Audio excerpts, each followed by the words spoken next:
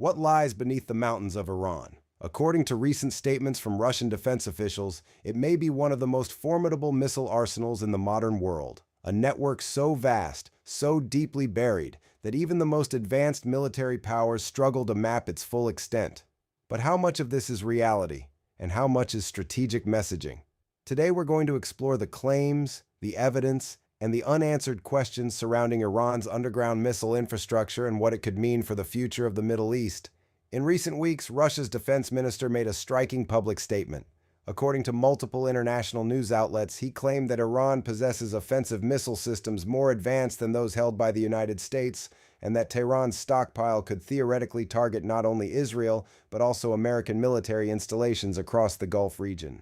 He reportedly urged Washington and Jerusalem to halt military operations against Iran, warning of consequences he described as beyond their expectations.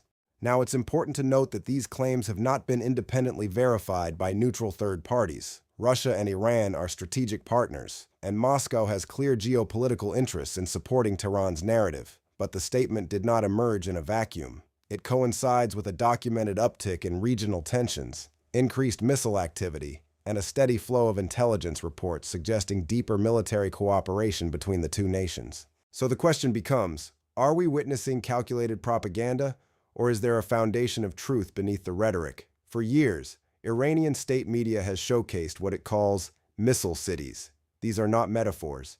According to footage released by Iran's Islamic Revolutionary Guard Corps, or IRGC, these facilities consist of vast underground tunnel networks carved into mountainsides.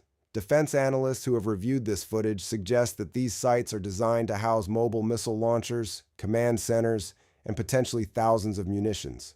The concept is straightforward but highly effective.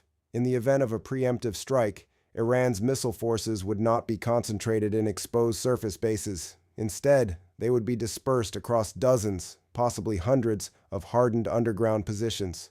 Mobile launchers could roll out, fire, and retreat back into the tunnels within minutes, making them extremely difficult to neutralize. According to estimates published by the International Institute for Strategic Studies and other defense research organizations, Iran is believed to possess the largest ballistic missile inventory in the Middle East. Some reports place the number at over 2,000 missiles of varying types and ranges. However, it is important to emphasize that these are estimates. Iran does not publicly disclose exact figures, and independent verification is nearly impossible. What we do know is that Iran has invested heavily in solid fuel missile technology. Unlike older liquid fuel systems, which require lengthy fueling procedures and are vulnerable during preparation, solid fuel missiles can be launched with minimal notice. Missiles such as the Sejjil and the more recent Kheibar Shekan are reported to have ranges exceeding 2,000 kilometers, potentially placing most regional capitals within striking distance. The nature and extent of military cooperation between Russia and Iran remains one of the most debated topics among defense analysts. While neither Moscow nor Tehran has provided comprehensive official disclosures, several credible reports suggest a deepening partnership. According to open-source flight tracking data, there has been a notable increase in Russian military transport flights, particularly Il-76 cargo aircraft, traveling to and from Iranian air bases since late 2024. Defense intelligence monitors describe these patterns as consistent with the transfer of sensitive military equipment. Some reports, citing unnamed defense sources, have suggested that Russia may have provided Iran with components or even complete systems such as the Iskander short-range ballistic missile.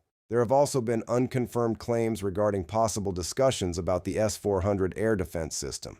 However, as of now, no photographic or documentary evidence has surfaced in the public domain to conclusively verify these transfers. What appears more certain, based on statements from Western defense officials, is that Russia has been sharing satellite intelligence and targeting data with Iran. This kind of support would significantly enhance the accuracy and effectiveness of Iranian missile strikes, allowing Tehran to better identify high-value targets and assess the performance of defensive systems. It is also worth noting that cooperation flows both ways. Iran has reportedly supplied Russia with large quantities of Shahed drones for use in the conflict in Ukraine. This mutual exchange of technology and intelligence suggests a relationship built not just on ideology, but on strategic pragmatism. Among the most closely watched developments in recent weeks was a reported missile strike in the vicinity of Dimona, a city in southern Israel. Dimona is home to the Negev Nuclear Research Center, a facility that has long been the subject of international speculation. Israel maintains a policy of nuclear ambiguity. It has never officially confirmed nor denied possessing nuclear weapons.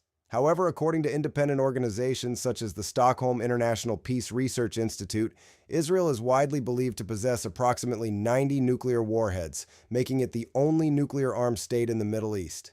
Any military activity near Dimona is therefore treated with extreme seriousness. According to reports from Israeli emergency services and international media, missile fragments impacted areas near the city, resulting in injuries and prompting evacuations.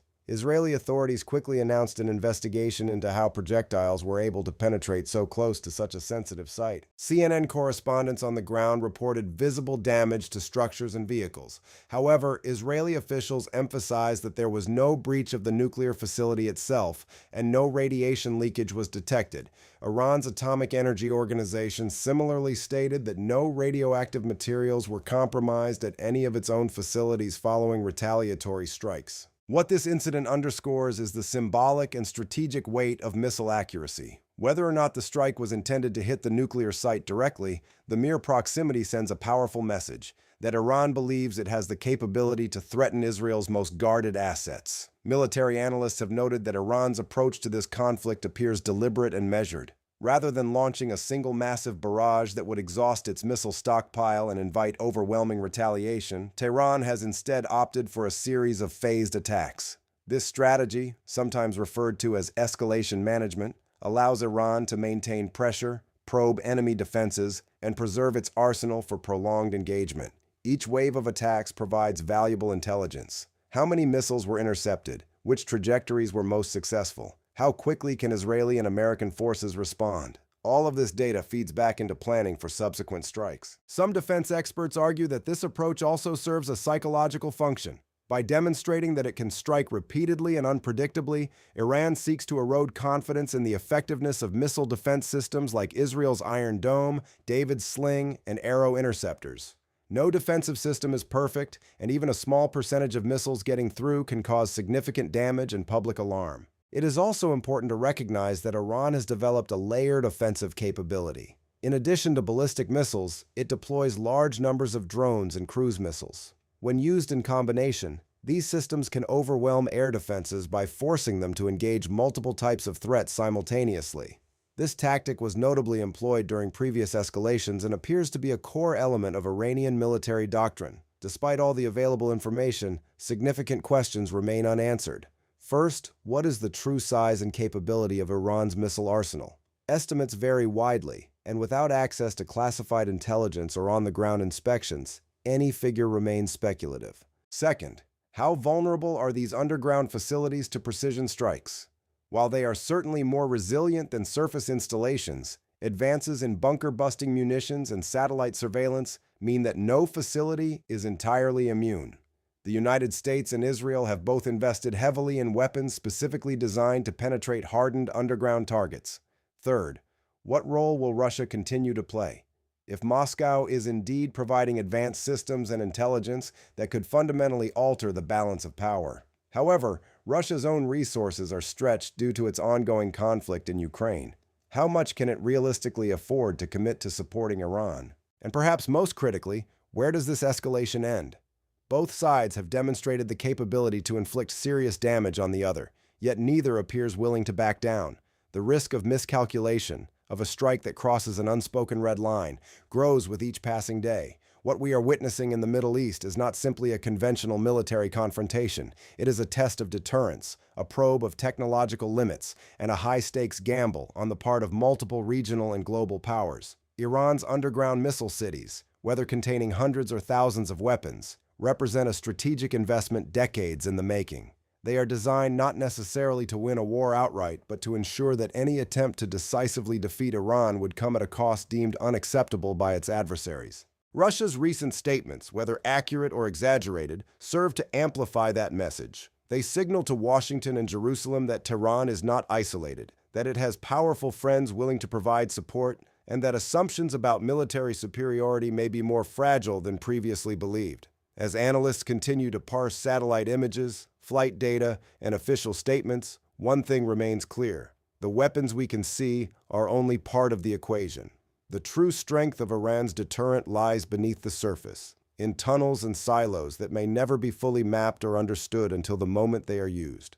How this shadow war unfolds, whether it remains contained or spirals into something far more destructive, will depend on choices made not in public speeches, but in quiet rooms where leaders weigh risk, capability, and resolve. For now, the world watches and waits. What do you think? Are Iran's capabilities being overstated, or is the threat more real than most realize? Let us know your thoughts in the comments. And if you found this analysis valuable, consider subscribing for more in-depth coverage of global conflicts and geopolitical strategy. Thanks for watching.